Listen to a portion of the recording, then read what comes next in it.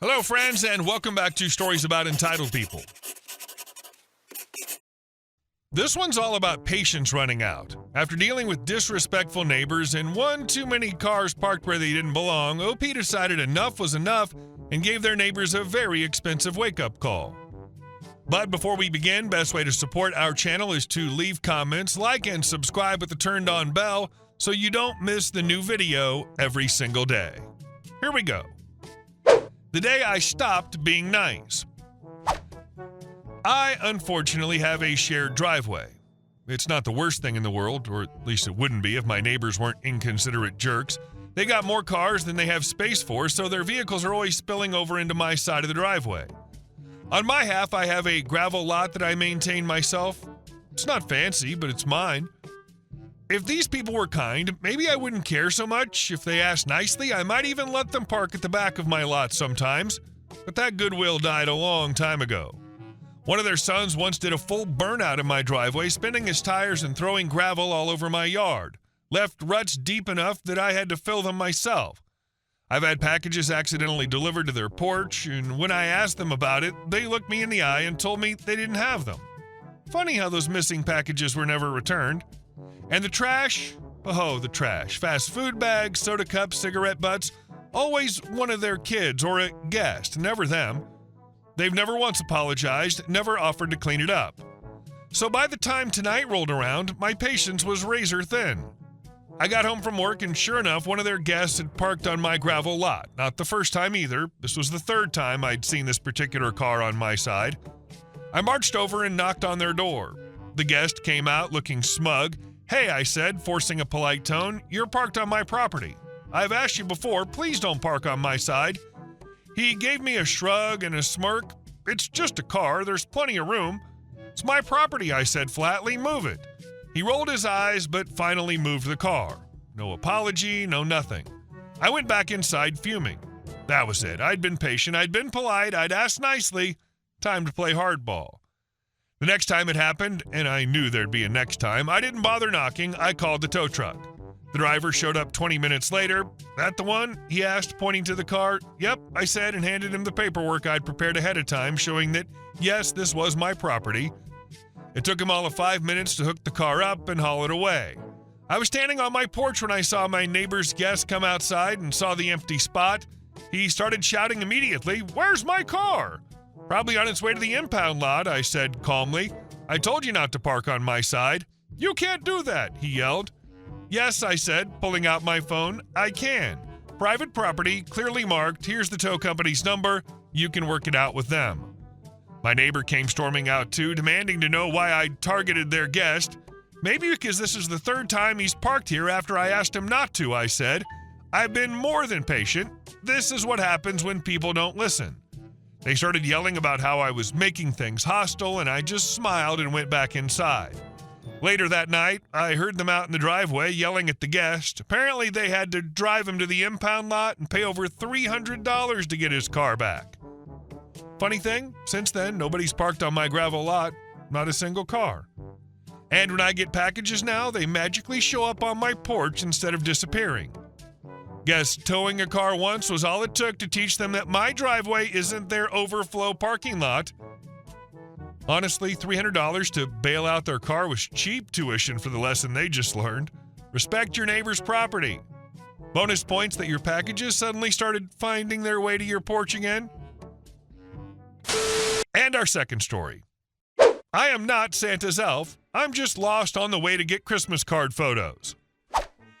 The other day, my mother wanted my siblings and I to do Christmas card photos. She had a nice list of what she wanted, and while it annoyed us, it always does make her happy when we pose for Christmas card photos as a nice family. This year, she wanted us to dress like elves. Well, us kids anyways. So I got into my elf costume. It's Christmas time, and I've seen a lot stranger stuff than a wandering elf this time of year, so I head to the mall. I'm late. I rush up and look for the directory to see if I can find the photo place on it. Yeah, should have been on time. I'm trying to figure out the location when I hear someone clearing their throat. I shuffle over a bit. Maybe I'm blocking the view. The throat clearing again. Maybe the person's sick. I reach into my coat pocket. "Need a cough drop?" I ask as I turn, holding up a cough drop. There was a rather annoyed-looking woman. "About time. Where's Santa?" demanded the woman. "Excuse me?" I replied, confused. "Where's Santa?" snapped the woman. The North Pole? Downstairs? Out to lunch? On a date with Mrs. Claus? How should I know?" I said as I listed random things as I thought of them. The woman crossed her arms. "Seriously, are you just trying to mess with me?" growled the woman. That was when I noticed the small little girl dressed to the nines next to her. "No, I started. "An elf! You should know where Santa is. He isn't downstairs and we're in a hurry. Call him. My daughter wants to see him," growled the woman. I looked at this woman and to the little girl. I didn't want to burst the little girl's bubble, but I didn't have time to deal with this. "Oh, sorry, miss, you got the wrong division of elf. I'm not part of appearances or guard duty, miss, so I don't deal with Santa. I'm in charge of the reindeer. Vixen's picky, and I was going to pick her up a treat, so I was trying to find the store on here for reindeer. You know, this place isn't very reindeer-friendly," I started and began to yammer on about reindeer as I shuffled around the sign. "Well, I'd love to stay and chat, but if I slouch off, Mrs. Claus will have my hide. Toodles," I said, and then legged it out of there. I could hear her yell after me, but I didn't look back. After a bit, I found the photo studio, and we took the photos. I told my siblings about the whole thing, and my bro had this to say: "Your own dumb fault for dressing like an elf." Maybe I am at fault. The way you responded to the little girl is perfect, though I can't fault the mom for thinking an elf in the mall worked for the Santa setup. And our last story. She thought I worked there, so my girlfriend and I turned Trader Joe's into our personal revenge playground. Yesterday, my girlfriend and I were grocery shopping during the ungodly hour of 5 p.m., when all yuppies make their pilgrimage to Trader Joe's. I was wearing an ill-fitting handmade shirt made from fraying patches sewn onto dark blue bamboo fiber, shaped in a motif that looks like something made by a clinically depressed aborigine. TJ employees wear shirts with Hawaiian motifs.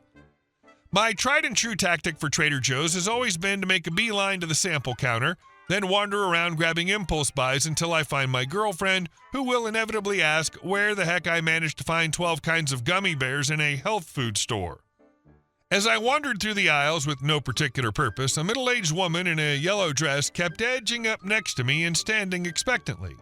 I would almost immediately move away, because that's how wandering works. My wanderlust ended up in front of the coffee shelves as I breathed in the aromas of all the potential bean juices. There was an African-American employee stocking tea on the bottom shelves next to me, and we were completely happy to ignore each other until I hear someone behind us. I'll be me, yellow dress lady will be YD, and employee will be EM. YD's voice was heavily accented, so at first I hadn't even understood that she had said, "Hey, where's the tomato paste?" EM turned in his crouching position to answer her, but only got half a word out before I felt a long nail tap my shoulder. EM and I immediately gave each other an awkward glance. Whitey's voice escalates to the shrill that's reserved for angry customers who've come to their wits' end. "Tomato paste, where is it?" I turn around and the lady looks peeved. I've read enough Reddit stories to know exactly why, but I still sometimes have misguided beliefs in people's common sense. Me. "I don't really know, but this guy should be able to tell you," I gesture to EM. EM starts trying to explain, but gets interrupted again. YD gives him a side eye. "No, I would really rather you show me." I exchange another, even more awkward glance with EM. Me. "I don't work here." YD looks at me, then looks at EM in his corporate branded t-shirt and khakis, racist gears a-turning in her head. YD wags her finger in my face. "You can't show me?" At that point, EM talked over her and told her where the effing tomato paste was. I can't verify that he told her the correct place. I would not have. YD turned to me with an oddly pleading look, as if his answer was going to lead her down a dark alleyway somewhere. Me. "I don't work here. I don't know." YD's expression turned into a sneer as she left without even acknowledging EM. She then went to ask a white employee at the end of the aisle. EM and I exchange a last final awkward glance goodbye, and I walk over to my girlfriend and relate this story. My girlfriend, who also happens to be black, hatches a revenge plan. Thank you, r/petty revenge, for helping me supply some ideas. We then proceed to follow the lady around with unnecessary escalating amounts of PDA. Whitey looks like she needs some broccolini. Let's stand there for way too long nibbling on each other's ears. Whitey needs through the crowds to her cart. We're butt-grabbing and blocking her off. You get the idea. This continued until checkout, where we lined up behind Whitey and made unignorable purring noises. Whitey had been giving us scowls and looks of disgust, but by the time she got to the register, she looked a little unhinged. She was slamming groceries into her cart and practically yelling at the cashier at this point. I wish there was a tidy little way to wrap things up to this story. I wish she'd peeled out of the parking lot and hit a row of parked cars, or flipped her crap and started smashing her groceries in the parking lot. Whitey just left in a hurry, and I honestly hope that she keeps her racist butt out of my health food store. The best part is how it escalates from mildly awkward to full-blown theater-level petty revenge. Like, this woman walked into Trader Joe's, decided to ignore the actual employee literally wearing the uniform, and instead tapped you, a guy in a fraying bamboo patchwork shirt, as if you were just dying to escort her to tomato paste, and then got angry when you didn't comply. Yeah, no. And our last story. The ex-police officer is threatening to evict us from our house. I live on about 10 acres of land out in the country. The layout of the neighborhood's pretty simple. Each property deed gives up 10 feet at the front of the lot for a shared right-of-way, and those right-of-ways form two named private streets that we all use to get in and out to the main road. It's not fancy, but it works, as long as everyone respects the easements. Last year, new neighbors moved in. Let's call them Todd and Brenda. At first, I was hopeful. It's always nice to have more people living out here, and I figured they'd blend in fine, but it quickly became clear that Todd and Brenda either didn't understand the right-of-way agreement, or they just didn't care. It started small. One day, I noticed tree branches, clippings, and yard debris blocking part of the road, right where their property begins. I figured it was just a windstorm cleanup pile that had been put in the wrong place, so I moved it off to my scrap pile. The next day, I saw more debris in the same spot, deliberately blocking half the road and forcing what was supposed to be a two-way road into a narrow one-way lane. Then came the reflectors and cones. I stopped my truck, got out, and moved them off the road and placed them carefully by their fence. Apparently, this was enough to set Todd off, because the next thing I knew, there was a sheriff's deputy knocking on my door. Todd had called the cops and accused me of stealing his cones and reflectors. I explained calmly that I hadn't stolen anything, just moved them out of the road so people could get through. The first cop shrugged and said Todd technically had a right to file a report even though nothing had been taken. The second time it happened, another deputy came out and flat out told Todd, "This is a private road. It's a civil matter, not criminal. Stop calling us for this." Todd grumbled, claimed he had a video of me stealing his reflectors, but conveniently refused to produce it. After that, things escalated. Every few days, there'd be new stakes hammered into the road, bright orange and brown survey stakes jammed into the easement like a picket fence. I hit several of them with my car, scraping up the underside more than once. When I was on foot, I'd yank them up and toss them into their yard. 6 times the cops were called. 6 times I had to explain myself to some poor deputy. By the last visit, the officer was so tired of the drama that he threatened to arrest Todd for wasting department resources. And for a while, it worked. 3 months of peace. No cones, no reflectors, no stakes. Then 2 months ago, I drove home to find what looked like an art installation gone wrong. 50 stakes hammered into the road, blocking the right-of-way like a slalom course. At this point, the whole neighborhood was fed up. Other neighbors started running the stakes down with their trucks. I kept removing the ones in front of my driveway and tossing them over Todd's fence. My car now has a nice little collection of scrapes and dings, courtesy of those $2 hardware store stakes. And Todd? He's gotten bolder. He's now threatening to sue me and my mother, saying we're destroying his property and that he'll have us forced out of our house. He used to be a cop, and he likes to puff out his chest and act like he knows how to work the system. I called my own lawyer, and this time I didn't just complain, I went for documentation.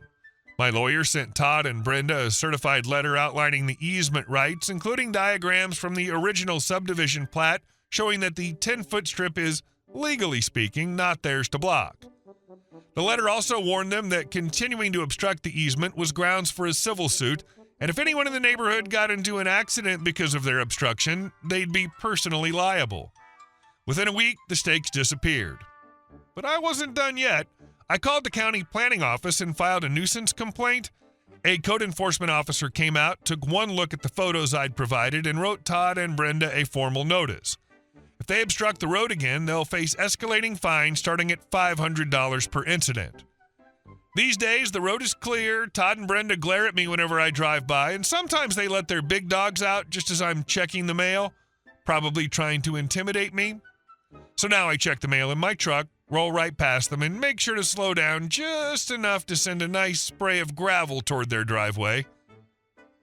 The detail about slowing down just enough to throw a little gravel mist toward his driveway was the perfect finishing touch. Not enough to get you in trouble, but enough to remind him every single day that you're not scared and you're not backing down. Hey guys, thank you all for watching the video. I'll see you in the next one.